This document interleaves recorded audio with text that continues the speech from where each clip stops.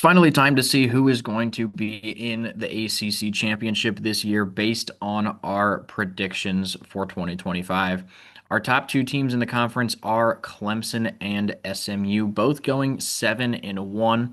SMU was mainly because they had a very easy conference schedule. You can see based on the projected conference record they have being all the way up at 5.6 wins.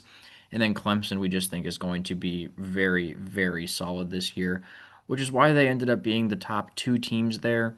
And I think a lot of these other teams that we see here, Miami's the only one at 6-2, and then tons at 5-3. A lot of these really do have a chance to make a push if somebody can knock off SMU.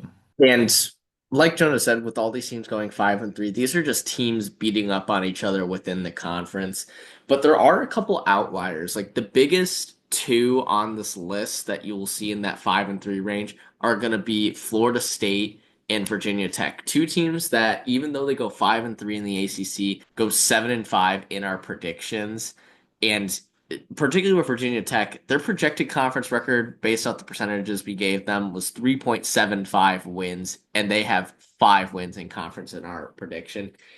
So Virginia Tech is just going to be a weird team and has a lot of potential, but also has a pretty difficult schedule and a lot of 50-50 games. So it'll be interesting to see how that goes. And then Florida State gets the benefit of, even though they go 7-5 overall, two of those games are non-conference games against Alabama and Florida, and they can compete in the ACC even after going 2-10 last year. But you have some of the other teams that can make a push, like Louisville and Georgia Tech, who are going 9-3, the same record as Miami. Duke in the same boat as well.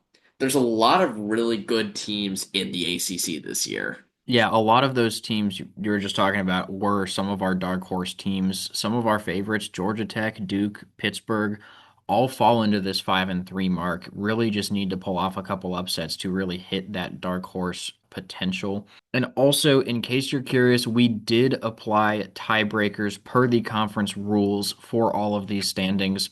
So what you are seeing is if all of our predictions play out, these are the 100% accurate conference standings based on head to head all the way down to conference win percentage of their opponents. Some of these were very time consuming, but we did calculate it all out. So if our predictions do in fact happen, Louisville would be the top 5-3 team with the toughest conference record. North Carolina, the weakest at the bottom there, right above NC State at 4-4. And kind of interesting, only two teams fell in between that 5-win and 2-win mark in the ACC, being NC State and Virginia. NC State's a really young team. They have a lot of potential this year, but I think that youth is what's going to cost them in conference play, which is why they finished near the bottom despite honestly having a really solid roster and still making a bowl game. And then we have Virginia, a little bit surprisingly, making a bowl game as well as the 12th ACC team to make a bowl game this year, and pulling off 3 wins in conference play, including a very big upset over Florida State, which is one of the things that's keeping Florida State from really making a push for the conference title. And after those teams, you get into the non-bowl eligible teams. And the first three are all kind of in the same situation. Syracuse, Boston College, and Cal all going 2-6, but all teams that just had a lot of turnover this offseason. All of them losing their starting quarterbacks from last season, along with a lot of other skill positions. You look at Cal losing Jaden Ott to the transfer portal, losing most of their secondary to the NFL draft or the transfer portal as well. Boston College lost Donovan Ezraku, who had 16 and a half sacks last year and is going to be dearly missed on that defensive line. Thomas Castellanos is also now at Florida State, so they have Grayson James stepping up to be the full-time starter. And while he was very solid, that is still going to be something that is of concern. And then Syracuse, after being one of the best teams in the ACC last year, have lost basically their entire starting roster on offense from last year. Kyle McCord gone, the starting running back gone, most of the wide receivers gone, starting tight ends even gone. I just think Syracuse is in for a very rough season going into next year with that amount of turnover.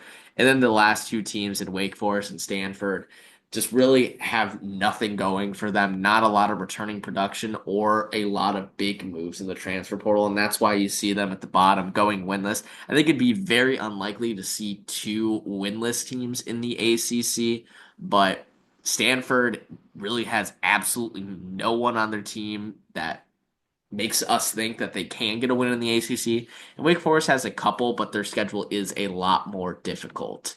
We'll go ahead and move on back to the top of the standings and give you our conference championship game prediction.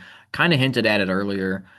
At least in my opinion, Clemson's here because they're one of the best teams in the country. SMU is going to be here because they have a good amount of returning production, but again, they're kind of a benefit of having a weaker schedule. And I think that unlike last year's ACC championship, I do think that Clemson will be much more dominant this time, and I would be shocked if they do not repeat as ACC champions in 2025. Yeah, Clemson just has so much going for them this year. They have a top five quarterback returning to their team this year in Cade Klubnik. They have some of the best wide receivers in the country, two top 15 guys. They have arguably the second and third best defensive players in the country in Peter Woods and TJ Parker returning. Really, the only weak spot on this team is their running back room because they've lost their starters from last season to the NFL. But Dabo Swinney has been using the transfer portal, and he will get the most out of his guys. And like Jonah said, I would be very surprised if Clemson does not repeat as the conference champs this year. So thank you guys for watching. Please make sure to like and subscribe so you don't miss out on any more of our conference standings and our other content. And we will see you in the next video.